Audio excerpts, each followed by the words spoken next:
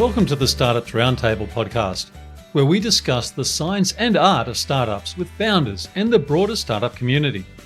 I'm Tony Hackett, and I've spent over a third of my B2B sales career either working for early stage startups or as a go-to-market and social selling mentor for founders and their teams. In each episode, we will explore various topics, including decision-making, team building, and growth strategies. Before we meet today's guest, I'd like to start with an acknowledgement of country. We acknowledge the traditional custodians of the land on which we meet. Here in Sydney, it's the Gadigal people. We pay respect to elders past, present, and emerging, and extend our respect to all Aboriginal and Torres Strait Islander people attending today. Elena, thank you for joining me on the podcast today. Really exciting to hear about the Zeely story and knowing that mobile is everything. This mobile-first commerce, bringing audiences in touch with businesses in a very personalised, very intimate way. But let me open up for you to tell us a bit about yourself and what you're up to right now. Nice to meet you, Tony. Thank you for having me on your podcast. My name is Alina. I am the CCO at Zeely. Zeely is a Ukrainian startup, and we help micro and small business owners to grow their online sales with super easy marketing. So in our application, they are able to create websites or launch advertising on Facebook, Google Ads, without any knowledge in it. For now, we have more than 5,000 users. In our startup, I'm responsible for all the strategic communications. I'm also responsible for fundraising. And I also work a lot with our content. So to tell you more about this mobile-first idea, we have discovered a critical problem of this target audience. We understood that more than 80% of micro and small business owners, especially in Latin America, do not have laptops.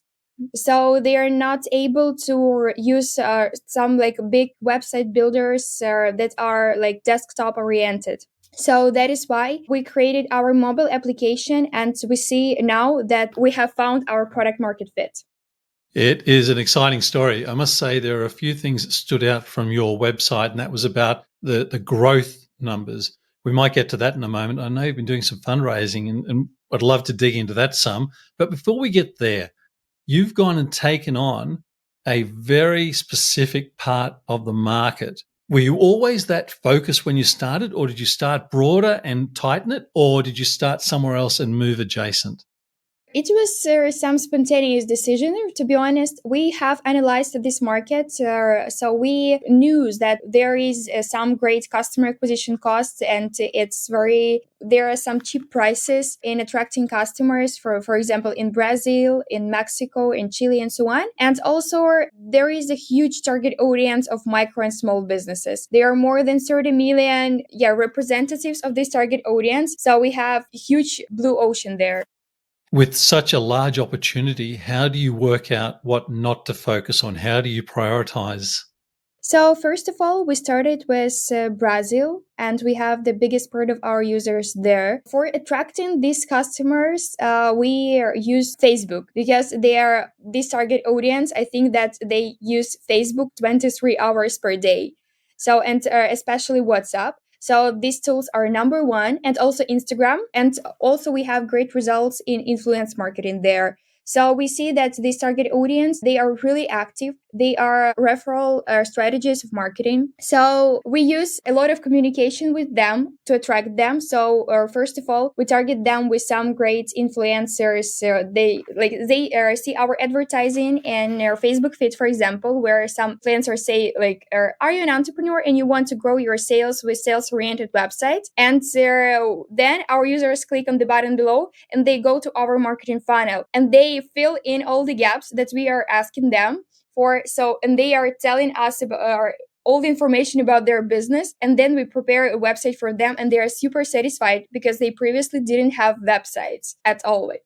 I believe you, and I believe you theoretically, and I believe you practically, because as my lead into meeting with you today, I actually downloaded your app and became a trial subscriber to see what the experience was like. My feedback is this. From somebody who did it purely as an academic exercise, the way that you lead the user through the decision making, I was actually making real decisions where I had no context coming into it. So I could imagine somebody who wasn't really thinking about putting their business online, you're holding their hand. And I thought it was so powerful. So compliment to your team on what you're doing. There's just a use case of one who signed up for your trial. And I also had the experience of dealing directly with your customer service, which was excellent. Thank you so much. Thank you so much. Appreciate it. But you've done the hard work. And is it the goal then for these micro businesses to have that experience that I did? And that is, they think, yeah, I should do this, but I don't really know how to start. If I start, I don't know how to finish. So this step-by-step process, so powerful. Yeah, and we understand that all entrepreneurs need customers. They need this regular flow of customers. So that is why we understand that website is nothing if you do not have advertising on it. So that is why we are launching now our Facebook ads and Google ads. And we see that there are no solutions now like this in the world, so simplified and made for directly for this target audience. So we receive approximately 20 requests per day about when you guys will launch these advertising features. So because we see that there is a huge demand for it. It is a very interesting thing. You talk about growth. Could you maybe share some insights to how you've been driving your own growth? Because the numbers that you publish are really impressive. So our actual MRR is $40,000. We have 300% growth in just 3 months. The reason why it happened is that we found our unit economics. So because of the fact that we have a lot of experience in digital marketing, we have found our customer acquisition cost, our lifetime value in super short period of time. And we understood that our flow of new users depends on our marketing budget directly. So for example, if we invest $100,000 in our marketing, we will receive for a fixed number of clients. But for now, we are fundraising now, and we see that it is very important to have for healthy numbers, to have this stable growth. And I want to recommend all the startups to have for your fundraising round, to have your cohorts prepared, to have your retention growth prepared, and so on. Because all the investors, they need to see this healthy growth. So, and we have it now. So, and we have made a lot of mistakes with our preparation for this investment round. But now we are in the middle of this process. We have more than approximately half of this money in confirmation, and we are now looking for some US based lead investor. The investment round, what's been the surprise to you? What's been the real catch?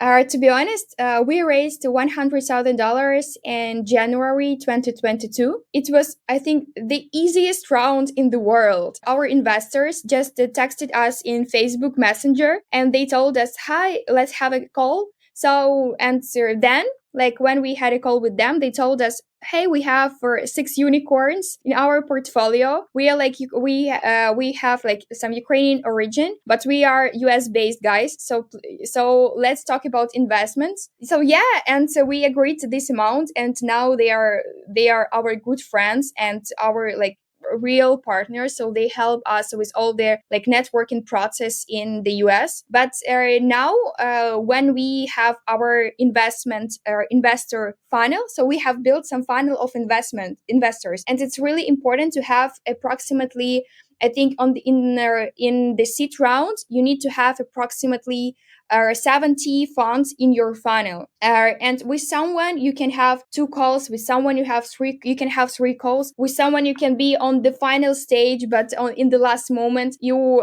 understood that you are not good for each other and you need to stop this communication. And according to our experience, we see that 70 funds for seed round, it's great number. So, and it will allow you to raise approximately $1 or even $2 million.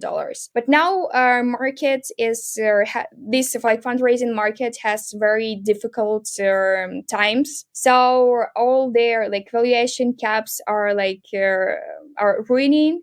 So they are super low now. So I think it will be better to all the startups to wait approximately 3 months or maybe 6 months and then start fundraising. How many in your team?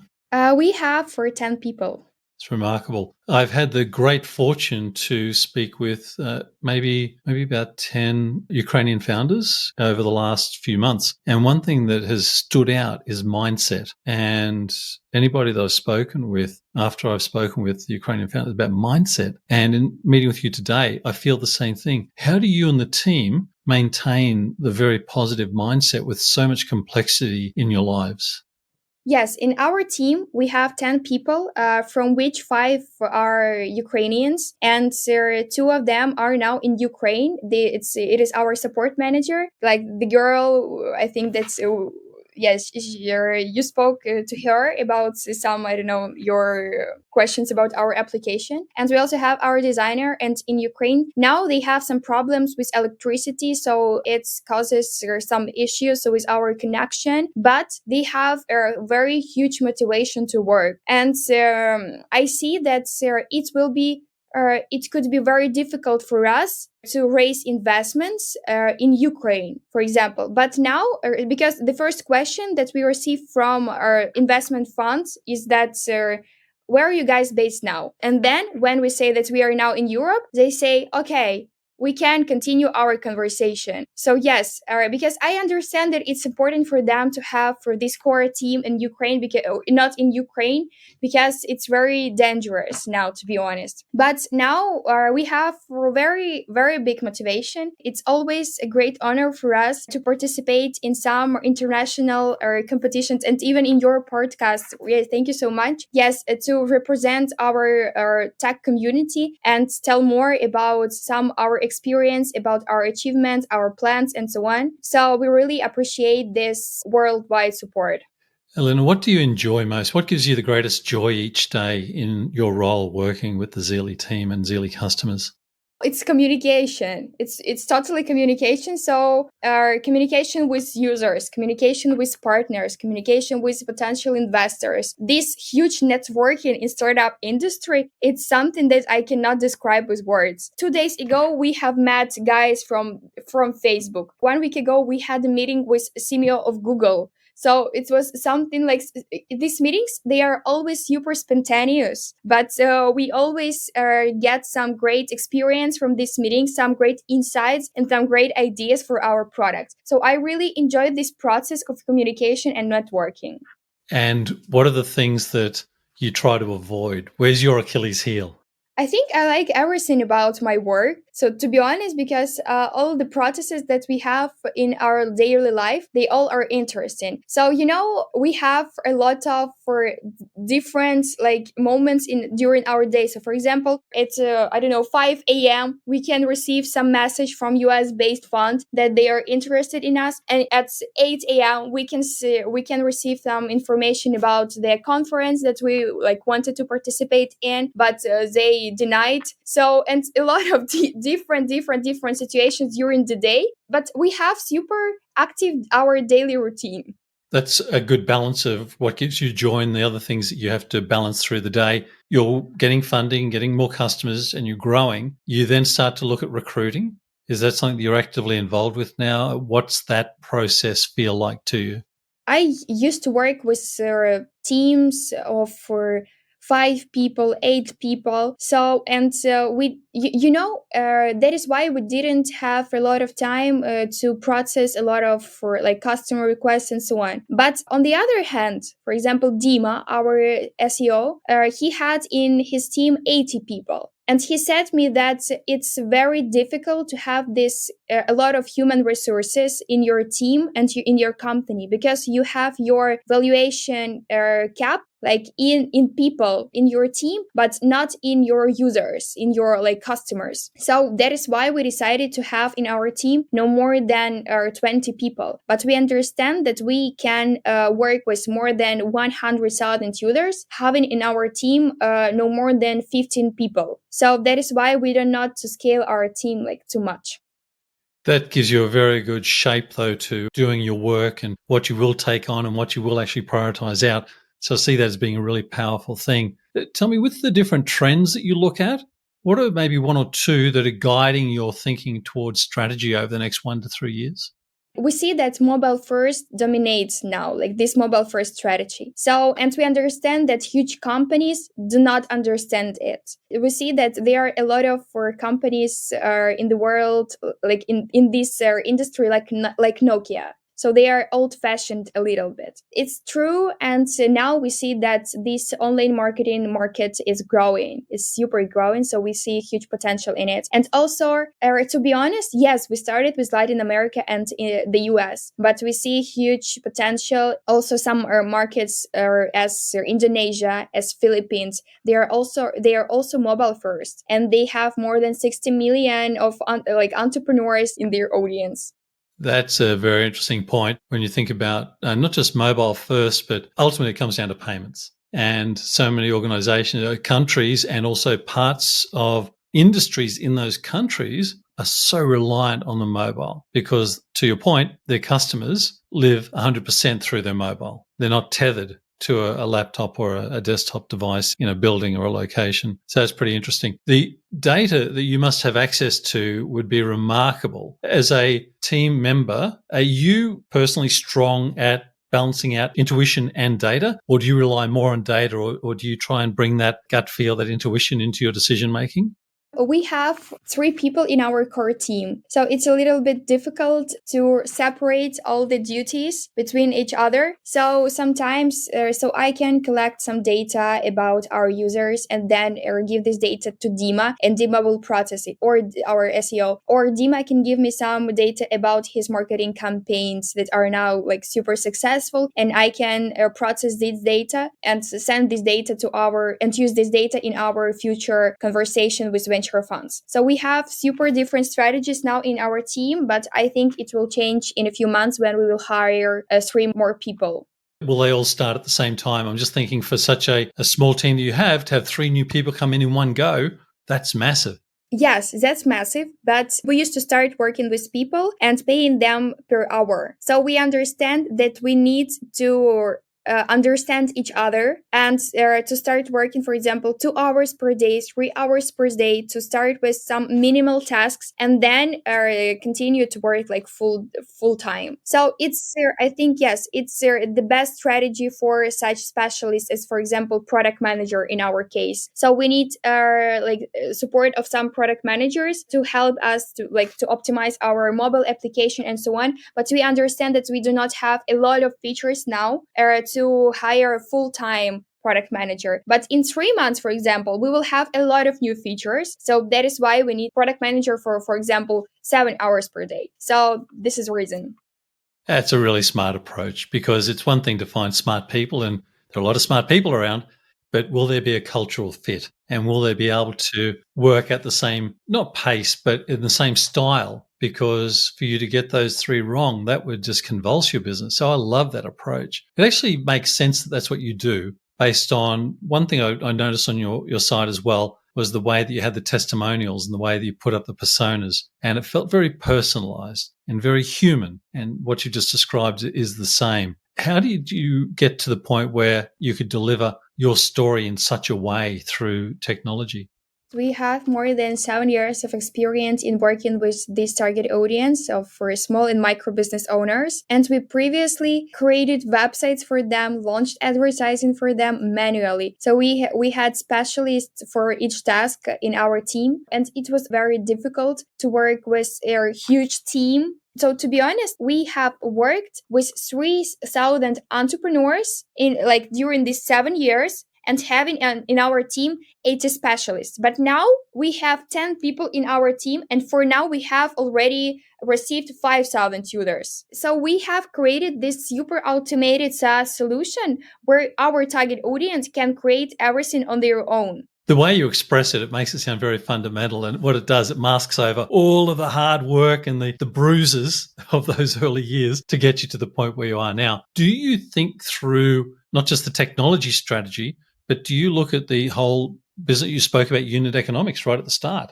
And how far in the future do you start to think about how that's going to change? it can be even better than now. For example, because we see that in our marketing strategy, this success of our, for example, advertising campaigns depends on the budget that we use for it. For example, if we invest more money, we will receive better conversion rates, especially in Facebook and in Instagram and also in TikTok. That also speaks to the focus that you have. You're very clear at the start talking about, Brazil is where you're focused, and it's about Facebook and TikTok and Instagram. It also means that you're having to stay abreast of the trends and the fashion, if you like, by way of social channels. That must be something that takes time out of your day, I'm sure, trying to work out where the new audiences are. For now, as we see, there are a lot of old-fashioned entrepreneurs in Brazil. So, according to statistics, more than 70% of entrepreneurs use WhatsApp as their main business channel for communication with clients and so on. So, we understand that these channels of attracting clients and communication with clients may change in the few next years. But we understand that this request from micro entrepreneur about attracting new clients will stay, and we will need to change our strategy, for example, in our application. So now they are able to attract customers from Facebook, TikTok, and Google, but then, for example, there will be another channels of customers acquisition. So for now, we see that emails are still popular, SMS are still popular. So according to our researches and so on, we see that in a few years, people will still be interested in Facebook, Instagram, emails, SMS, WhatsApp, and also TikTok.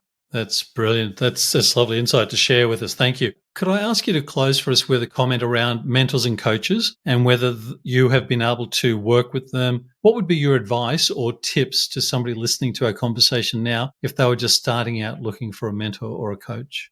So in our case, we're looking for people who previously had a startup, for example, or is now working in some big startups in big companies and so on. Because this experience, it's something super, brilliant. Because people who previously had some experience in growing business, in scaling business, in launching, for example, even advertising campaigns, and had some fails or some great achievements. So it's always great. I really like to work with people who are experienced all these situations in real life, in practice, because there are a lot of people who work with theoretical information, and for example, sometimes it's not relevant. When we started working with some accelerators, when we from the very beginning of our startup, they didn't say us anything about retention, about some payment processing and so on. So we didn't know this information. But thanks to our some advisors, it was easier for us to understand all these processes. So that is why you can find the person from very, very, very small, for example, area. So it could be some payments. It could be the person from some technology part who is a specialist in AI, for example, or the person who previously worked in some or big companies such as Facebook, Google, and TikTok, because they usually know some trends. They know usually some they have some insights about working in these companies and so on. So I highly recommend to hire some